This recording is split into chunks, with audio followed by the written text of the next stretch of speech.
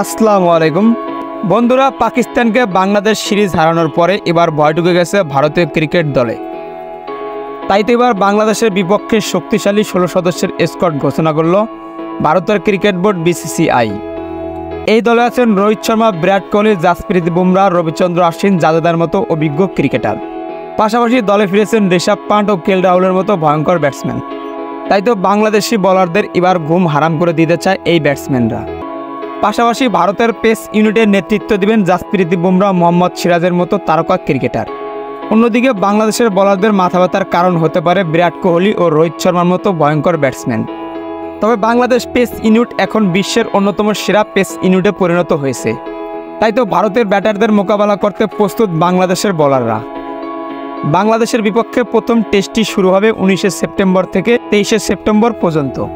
ম্যাচটি অনুষ্ঠিত হবে চেন্নাই ক্রিকেট স্টেডিয়ামে। বাংলাদেশের বিপক্ষে 2 ম্যাচের টেস্ট সিরিজ খেলবে ভারত, আর এই সিরিজের ম্যাচগুলো আইসিসি চ্যাম্পিয়নশিপের অংশ। তাই তো বাংলাদেশকে ছাড় দিতে নারাজ ভারতীয় ক্রিকেট দল। তো চলুন এক নজরে দেখে আসি বাংলাদেশের বিপক্ষে ভারতের শক্তিশালী স্কোয়াড।